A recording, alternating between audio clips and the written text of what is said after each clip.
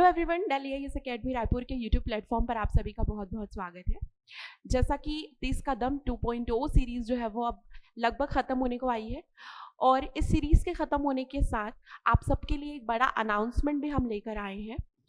होली जो फेस्टिवल है उसके बाद आप सबके लिए व्यापम की बैचेस जो है वो शुरू होने वाली है। अगर आप व्यापम के एग्ज़ाम को टारगेट कर रहे हैं, व्यापम की तैयारी करना चाहते हैं, तो ये व्यापम का जो बैच है नया जो आने वाला है ये आप ही के लिए है।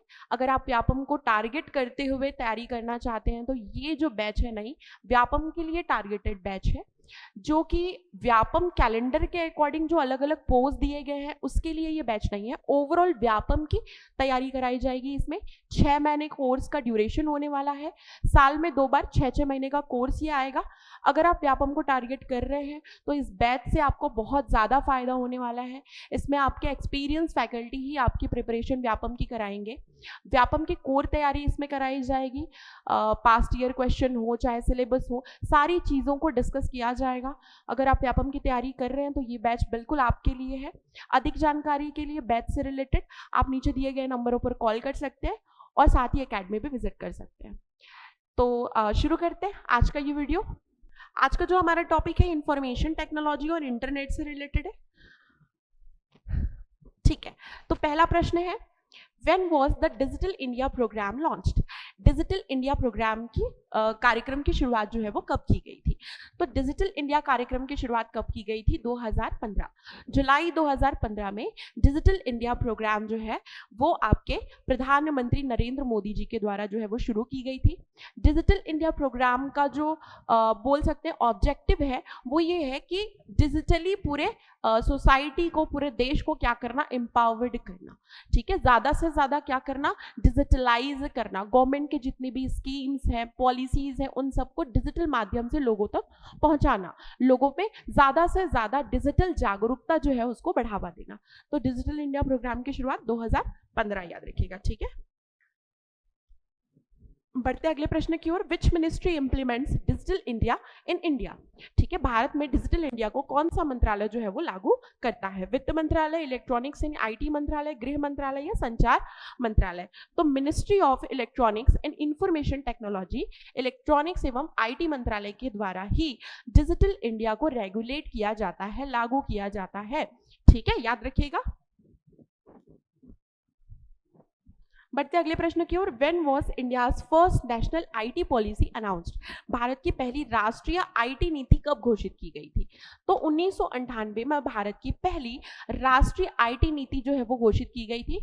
उस समय पर तत्कालीन प्रधानमंत्री आपके थे श्री अटल बिहारी वाजपेयी जी, और उन्हीं के तत्वाधान में आपकी पहली राष्ट्रीय आईटी नीति जो है वो लाई गई थी। ऐसा माना जाता है आज के टाइम पे जो डिजिटल इंडिया प्रोग्राम है और जितने भी प्रोग्राम्स जो हैं इंफॉर्मेशन टेक्नोलॉजी से रिलेटेड है वो सबका बेस था ये आईटी पॉलिसी। ठीक है, तो 1998 में लाया गया था, याद रखिएगा।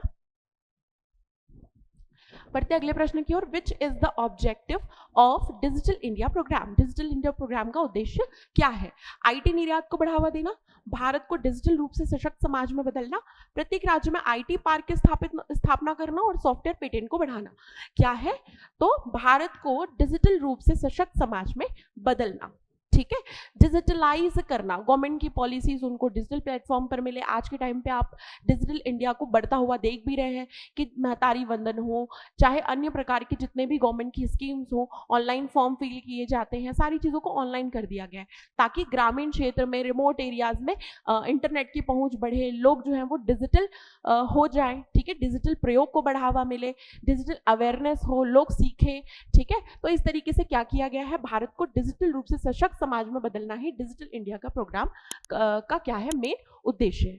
ठीक है, याद रखिएगा। Bharat net project aims to, Bharat net परियोजना का उद्देश्य क्या है? ई कॉमर्स को बढ़ावा देना, ग्रामीण भारत को ब्रॉडबैंड कनेक्टिविटी देना, आईटी पार्क बनाना या आईटी निर्यात को बढ़ावा देना? तो क्या है ऑप्शन नंबर बी, ग्रामीण भारत को ब्रॉडबैंड कनेक्टिविटी देना। भारत नेट परियोजना जो है ये आपकी शुरू की गई थी 2011 में। ठीक है। नेशनल ऑप्टिकल फाइबर प्रोग्राम के तहत ये जो है प्रोग्राम जो है वो 2011 में शुरू किया गया था, जिसका नाम बदल के बाद में भारत नेट प्रोजेक्ट जो है वो कर दिया गया। इसका मेन मोटिव है कि ओवरऑल जो ग्रामीण भारत है उनको ब्रॉडबैंड कनेक्टिविटी देना, जितने भी ग्राम पंचायत है उनको क्या करना, आपस में जोड़ना, ठीक है, ऑनलाइन प्लेटफॉर्म उनके लिए शुरू करना ताकि सभी लोगों तक इंटरनेट की पहुंच जो है वो बढ़ सके और डिजिटल इंडिया प्रोग्राम को और ज्यादा बढ़ावा मिल सके। ठीक है, तो ऑप्शन नंबर बी होगा, ग्रामीण भारत को ब्रॉडबैंड कनेक्टिविटी प्रोवाइड करना। What is the full name of internet? Internet का पूरा नाम क्या है? तो वैसे तो इंटरनेट का ऐसा कोई प्रॉपर पूरा नाम नहीं है, बट इसे इंटरकनेक्टेड नेटवर्क के नाम से भी जाना जाता है। ऐसा नेटवर्क का जाल जो आपस में क्या है, कनेक्टेड है। ठीक है, बिल्कुल फैक्चुअल था ये। इसके बाद है 7 number, who invented the world wide web? World wide web का आविष्कार किसने किया था? तो किसने किया था? टिम बर्नर्स ली ने किया था। ये याद रखिएगा, बहुत इंपॉर्टेंट है। वर्ल्ड वाइड वेब की शुरुआत जो है वो किसने की थी? टिम बर्नर्स ली ने की थी। 1989 टू 90 के बीच में इसकी जो है आविष्कार किया गया और इसके आविष्कार के बाद से जो एक है वर्ल्ड वाइड वेब के आविष्कार से आप बोल सकते हैं नेटवर्किंग की दुनिया में बहुत बड़ा चेंज लाया गया। ठीक है, टिम बर्नर्स ली, नाम याद रखिएगा। नेक्स्ट है, which of the following is not an internet protocol? इनमें से कौन सा इंटरनेट प्रोटोकॉल नहीं है? FTP, SMTP, HTML और HTTP। तो सब में PP दिया है, इसका मतलब ये तीनों क्या है? इंटरनेट प्रोटोकॉल्स हैं। बट यहाँ पर जो HTML है ये क्या नहीं है? कोई प्रोटोकॉल नहीं है, कोई रूल बुक नहीं है, कोई रूल नहीं है इंटरनेट। ठीक है, HTML क्या है? हाइपर टेक्स्ट मार्कअप लैंग्वेज, इसका फुल फॉर्म होता है। ठीक है, और ये जो है ये क्या नहीं है? आपका कोई प्रोटोकॉल नहीं, ये कोडिंग लैंग्वेज है। ठीक है, hyper text markup language. But बाकी सभी क्या है? आपके इंटरनेट प्रोटोकॉल्स। ठीक है, which of the following media guided? निम्न में से कौन सा संचार माध्यम गाइडेड है? गाइडेड कहने का मतलब वायर्ड है। तो radio waves, microwave, optical fibre या सैटेलाइट? सैटेलाइट क्या वायर्ड है? नहीं है। माइक्रोवेव्स वेव्स के फॉर्म में आ रहे हैं, ट्रेवल कर रहे हैं, सिग्नल को लेके जा रहे हैं, ये भी आपके क्या नहीं है? ये भी आपके क्या नहीं है? गाइडेड नहीं है। ठीक है, इसके बाद क्या है? रेडियो वेव्स, ये भी गाइडेड नहीं है। तो क्या गाइडेड है? Optical fibre. ऑप्टिकल फाइबर क्या होते हैं? आपके वायर्ड होते हैं, ग्लास वायर्स होते हैं जिनके अंदर लाइट के फॉर्म में सिग्नल जो है वो ट्रेवल करता है। ठीक है, पूर्ण आंतरिक परावर्तन के द्वारा जिगजैग पाथ में ये लाइट जो है वो क्या करता है? इसके अंदर ट्रेवल करता है। याद रखिएगा, तो ये क्या है? आपका वायर्ड है, बाकी सब नॉन वायर्ड है। ओके, दो तरीकों से कम्युनिकेशन होता है, wired communication and non wired communication. ठीक है, What is the firewall used for? Firewall का उपयोग किसके लिए किया जाता है? हार्डवेयर को ठंडा रखने के लिए, नेटवर्क सुरक्षा, डेटा कंप्रेशन, सॉफ्टवेयर अपडेट। तो नेटवर्क को सुरक्षित रखने के लिए फायरवॉल सिस्टम का प्रयोग किया जाता है ताकि आपके नेटवर्क में कोई वर्म अटैक ना करे। ठीक है, कोई वायरस अटैक ना करे। इसके लिए क्या किया जाता है? फायरवॉल सिस्टम का प्रयोग किया जाता है। आपके पूरे नेटवर्क को सुरक्षित रखने के लिए एक वॉल क्रिएट किया जाता है ताकि कोई भी अन्य प्रकार का साइबर अटैक जैसी समस्या, वायरस, वॉर्म, ये सब आपके सिस्टम में अटैक ना करे। ठीक है, तो ये क्या है? आपका नेटवर्क की सुरक्षा करने के लिए फायरवॉल सिस्टम प्रयोग में लाया जाता है, याद रखिएगा। नेक्स्ट है आपका, with reference to cloud computing consider the following statement. तो क्लाउड कंप्यूटिंग के बारे में, अच्छा क्लाउड कंप्यूटिंग क्या है ये हम थोड़ा सा देख लेते हैं। क्लाउड कंप्यूटिंग क्या होता है? क्लाउड कंप्यूटिंग कहने का मतलब कि अगर आपके पास कोई डेटा है या कोई सॉफ्टवेयर है तो आपको उसको किसी लोकल मशीन में इंस्टॉल करने की जरूरत नहीं पड़ेगी। सब कुछ रिमोट सर्वर पर अपने आप आपके फोन में या फिर आपके सिस्टम में अवेलेबल रहेगा, उसे ही आप क्या कहेंगे? क्लाउड कंप्यूटिंग कहेंगे। ठीक है, तो इसमें क्या होता है? डेटा दूरस्थ सर्वरों पर संग्रहित और प्रोसेस किया जाता है। सही बात है। ठीक है, किसी दूरस्थ सर्वर पर आपका जो भी डेटा है वो संग्रहित किया जाता है। ठीक है, क्लाउड कंप्यूटिंग के लिए इंटरनेट की आवश्यकता नहीं होती, ये रॉन्ग है। आपको इंटरनेट की आवश्यकता होगी तभी आप क्लाउड कंप्यूटिंग के थ्रू क्या कर सकते हैं? डेटा को एक्सेस कर सकते हैं और डेटा को संग्रहित कर सकते हैं। ठीक है, तो ये दूसरा स्टेटमेंट हमारा रॉन्ग है बट पहला स्टेटमेंट करेक्ट है। तो हमारा आंसर क्या हो जाएगा? Option number A, only 1 is correct. Okay, next question है, संचार माध्यमों के संदर्भ में निम्नलिखित कथनों पर विचार कीजिए। ऑप्टिकल फाइबर एक गाइडेड ट्रांसमिशन माध्यम है। अभी हमने देखा था एक गाइडेड होगा, एक नॉन गाइडेड होगा, यानी कि वायर्ड एंड आपका नॉन वायर्ड। वायर्ड में वायर का प्रयोग किया जाएगा, जैसे कि कोएक्सियल वायर वगैरह जो है, टेलीफोन लाइंस बिछाए जाते थे इंफॉर्मेशन को यहाँ से वहां पहुंचाने के लिए। तो ये सब क्या है, आपके वायर्ड ट्रांसमिशन के माध्यम है। तो ऑप्टिकल फाइबर एक वायर्ड माध्यम है या गाइडेड माध्यम है, ठीक है। फिर सैटेलाइट संचार एक अनगाइडेड ट्रांसमिशन माध्यम है, ये भी सही है। सैटेलाइट में क्या ये यूज किया जाता है, रेडियो वेव्स या माइक्रोवेव्स का यूज किया जाता है, अलग अलग वेव्स का यूज किया जाता है, और सैटेलाइट के थ्रू क्या किया जाता है, इंफॉर्मेशन को यहाँ से वहां ट्रांसमिट किया जाता है। इसमें किसी वायर का प्रयोग नहीं किया जाता। ऐसा तो नहीं कि पृथ्वी के बाहर आप पूरा वायर लगाते हो, नहीं। तो ये कैसा है, अनगाइडेड है, ठीक है। तो दूसरा भी सही है, पहला भी सही है, एक और दो दोनों ही सही है। ऑप्शन नंबर सी इसका उत्तर हो जाएगा। फिर है, who is known as the father of the internet. Internet के जनक किन्हें कहा जाता है, तो विंटन सर्फ को इंटरनेट का जनक कहा जाता है। इनके द्वारा किए गए इंटरनेट के क्षेत्र में प्रयोगों की वजह से, कंट्रीब्यूशन की वजह से इन्हें इंटरनेट का जनक कहते हैं। तो ये बिल्कुल ही फैक्चुअल सवाल था, आपको ऐसे सवाल भी याद रखने होंगे, कभी कभी इन सबसे रिलेटेड फैक्चुअल प्रश्न पूछे जाते हैं। Bluetooth technology is mainly use for. Bluetooth तकनीक का प्रयोग मुख्य रूप से किस लिए किया जाता है, तो किस लिए किया जाता है, लंबी दूरी के संचार के लिए, सैटेलाइट संचार के लिए, कम दूरी का वायरलेस संचार, या इंटरनेट ब्राउजिंग। तो किसके लिए, कम दूरी का वायरलेस संचार। वायरलेस होता है एक से दूसरे सिस्टम में आप क्या कर सकते हैं, ब्लूटूथ कनेक्ट करके फाइल या भी जो भी डेटा है उसको क्या कर सकते हैं, शेयर कर सकते हैं। लेकिन इसके लिए ये चाहिए कि डिस्टेंस जो है वो बहुत कम होना चाहिए, लगभग 10 मीटर का डिस्टेंस, ठीक है। वैसे हाई रेंज इसकी मैक्सिमम 100 मीटर भी हो सकती है, 50 से 100 के आसपास, बट इन जनरल 10 मीटर के अंदर ही रेंज जो है वो ब्लूटूथ का कनेक्शन पकड़ता है, ठीक है। तो कम दूरी के लिए है और वायरलेस कम्युनिकेशन का एक मीडियम है। तो आंसर होगा ऑप्शन नंबर सी। चलिए बढ़ते हैं अगले प्रश्न की ओर। Which organisation is responsible for implementing the digital India programme. ठीक है, ये हमने देखा हुआ था इससे पहले, बट एक बार और देख लेते हैं। इलेक्ट्रॉनिक्स और सूचना प्रौद्योगिकी मंत्रालय ही क्या करता है, डिजिटल इंडिया प्रोग्राम को लागू करता है और इसका संचालन करता है, ठीक है। चलिए बढ़ते हैं अगले प्रश्न की ओर। भारत में यूपीआई का प्रबंधन कौन करता है, आरबीआई, सेबी, एनपीसीआई या फिर नाबार्ड। तो इसका उत्तर होगा एनपीसीआई। एनपीसीआई का फुल फॉर्म क्या है, national payment corporation of India. ये एक नॉन प्रॉफिट ऑर्गेनाइजेशन है जो कि भारत में यूपीआई पेमेंट्स, रिटेल पेमेंट्स वगैरह को क्या करने का काम करता है, मैनेज करने का काम करता है। तो आरबीआई ने लगाना है, आंसर क्या होगा, एनपीसीआई। यही क्या करता है, यूपीआई का प्रबंधन करता है। बढ़ते अगले प्रश्न की ओर। DigiLocker services associated with. DigiLocker सेवा किससे संबंधित है, तो किससे संबंधित है, दस्तावेजों के डिजिटल भंडारण से। जिन्होंने भी सीजीपीएससी का फॉर्म भरा होगा ये बिल्कुल इस उत्तर को सही लगाएंगे, है ना। डिजी लॉकर में ही क्या किया था आपने, अपने जितने भी जो आपके दस्तावेज थे उनका क्या किया था, डिजिटल भंडारण किया था और वहीं से फिर फॉर्म फिल किया होगा। तो आंसर क्या हो जाएगा, ऑप्शन नंबर ए। ओके, प्रश्न पूछ रहा है कि कौन सा मोबाइल ऐप एक ही प्लेटफॉर्म पर कई सरकारी सेवाएं प्रदान करता है, आरोग्य सेतु, उमंग, भीम या ई नाम। तो क्या है, उमंग, ठीक है। आरोग्य सेतु आपके स्वास्थ्य से संबंधित लाया गया था, ठीक है। भीम मोबाइल ऐप आपका क्या है, पेमेंट से संबंधित है। ई नाम जो है ये क्या है, आपके कृषि से संबंधित है, ठीक है। उसके बाद फिर क्या है आपका उमंग।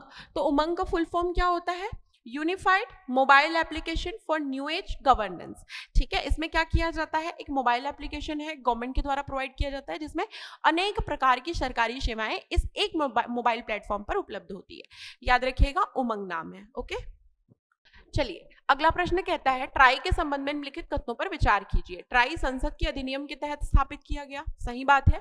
ट्राई जो है आपका क्या है, एक गवर्नमेंट की रेगुलेटरी बॉडी है। इसका फुल फॉर्म क्या होता है, telecom regulatory authority of India, जो कि अलग अलग जो टेलीकॉम कंपनीज होती है उनको रेगुलेट करती है, उनके लिए रूल्स बनाती है कि वो क्या रूल आगे फॉलो करेंगे। जैसे कि जियो हो गई, एयरटेल हो गई, इन सबको रेगुलेट करने का काम करता है ट्राई, ठीक है। ट्राई की स्थापना कब हुई थी, 1997 में। तो दोनों ही स्टेटमेंट हमारे सही है, उत्तर हो जाएगा ऑप्शन नंबर सी। याद रखिएगा, telecom regulatory authority of India. Okay, अगला प्रश्न अगेन ट्राई के बारे में है। ट्राई की भूमिका के संबंध में निम्नलिखित तत्वों पर विचार कीजिए। ट्राई दूरसंचार नीति पर केंद्र सरकार को सलाह देता है। बिल्कुल सही बात है। जो आपका टेलीकॉम पॉलिसीज है, इन सब से संबंधित गवर्नमेंट को क्या करता है, ये सलाह देने का काम करता है। ठीक है, मैंने कहा था कि जो टेलीकॉम कंपनीज है उनको रेगुलेट भी करता है ट्राई। ओके, ट्राई दूरसंचार लाइसेंस प्रदान करता है, ये गलत है। दूरसंचार लाइसेंस जो है वो गवर्नमेंट के द्वारा प्रदान किया जाता है। ट्राई जो है ये लाइसेंस प्रोवाइड करने का काम नहीं करता है। तो दूसरा स्टेटमेंट रॉन्ग है, बट पहला सही है, तो हमारा उत्तर हो जाएगा ऑप्शन नंबर ए। ये सलाह जरूर देता है परंतु लाइसेंस नहीं देता है। ठीक है, चलिए, which one is a type of malware. Malware क्या होता है, मैलिशियस सॉफ्टवेयर होता है। ठीक है, जो कि कैसा सॉफ्टवेयर होता है, आपके सिस्टम को खराब कर सकता है, ऐसा सॉफ्टवेयर होता है मेलवेयर। ठीक है, तो इनमें से फायरवॉल क्या है, ये तो सुरक्षा के लिए है। एंटीवायरस भी वायरस से सुरक्षा करने के लिए। वीपीएन भी आपका मेलवेयर नहीं है। तो मेलवेयर क्या है आपका, ट्रोजन। ट्रोजन हॉर्स भी कहते हैं जिसे, ट्रोजन है ना। ये क्या करता है, ट्रोजन आपके सिस्टम को खराब कर सकता है। ठीक है, और आपके जो कॉन्फिडेंशियल डेटा है उसको क्या कर सकता है, चुरा सकता है, ट्रोजन। ठीक है, तो ये एक टाइप का क्या है, मैलिशियस सॉफ्टवेयर या मेलवेयर है। Option number B. Okay, Which type of network covers a small area like a home or office? कौन सा नेटवर्क छोटे क्षेत्र जैसे घर या कार्यालय को कवर करता है? तो क्या कवर करता है, local area network. Wide area network is then, सबसे बड़ा वाइड एरिया नेटवर्क, हमारे सामने एग्जांपल है इंटरनेट का। फिर मेट्रोपॉलिटन एरिया नेटवर्क। ठीक है, गैन होता है जनरेटिव एडवर्सियल नेटवर्क। तो हमारा आंसर क्या हो जाएगा, लोकल एरिया नेटवर्क। छोटे क्षेत्र को, जैसे एक घर को, आपके पूरे एक बहुत बड़ा ऑर्गेनाइजेशन है, ऑफिस वगैरह है, तो वहां पर क्या यूज किया जाता है, लोकल एरिया नेटवर्क किया जाता है। ठीक है, याद रखिएगा। Which of these is an example of cloud storage. क्या है क्लाउड स्टोरेज, ये तो आप बिल्कुल फटाक से लगा सकते हैं। कहाँ आपके सारे डेटा जो है वो बिना इंस्टॉल किए कोई सॉफ्टवेयर वगैरह जो है वो सब कहाँ संग्रहित होता है, गूगल ड्राइव में। इसके लिए इंटरनेट की भी आवश्यकता होती है। तो ये एक टाइप का क्या है, क्लाउड स्टोरेज है और क्लाउड कंप्यूटिंग का एग्जाम्पल है। ओके, नेक्स्ट है आपका internet access in India began in 1986 for which community. Bharat में 1986 में इंटरनेट की पहुंच किस समुदाय के लिए शुरू हुई थी? तो शैक्षणिक और अनुसंधान के लिए सबसे पहले 1986 में आपके इंटरनेट की शुरुआत जो है वो की गई थी। इसके पश्चात लगभग 1995 के बाद लोकल यूज में, सामान्य लोगों के यूज में इंटरनेट जो है उसको खोल दिया गया। तो पहले इसको किसके लिए खोला गया था, शैक्षणिक और अनुसंधान, रिसर्च और एजुकेशनल पर्पस के लिए ही इसको क्या किया गया था, लाया गया था। याद रखिएगा, सामान्य जनता के लिए नहीं था। अगला प्रश्न है, ग्रामीण भारत में महिलाओं की डिजिटल साक्षरता को बढ़ाने वाला कार्यक्रम कौन सा है? तो इनमें से इंटरनेट साथी जो है ये 2015 में ग्रामीण भारत की जो आपकी ग्रामीण महिलाएं हैं उनको इंटरनेट के लिए साक्षर बनाने के लिए ये कार्यक्रम जो है वो शुरू किया गया था। ठीक है, चलिए बढ़ते हैं अगले प्रश्न की ओर। जमीनी स्तर पर डिजिटल साक्षरता को बढ़ावा देने वाली भारतीय पहल कौन सी है? तो कौन सी है, पीएमजी दिशा, प्रधानमंत्री ग्रामीण डिजिटल लिटरेसी साक्षरता अभियान, पीएमजी दिशा। इसका एम ये है कि ग्रामीण क्षेत्र में रहने वाले लोगों को कंप्यूटर हो गया, मोबाइल हो गया, इंटरनेट के लिए क्या बनाना, साक्षर बनाना ज्यादा से ज्यादा। तो पीएमजी दिशा आपके डिजिटल साक्षरता को बढ़ाने के लिए भारतीय पहल है।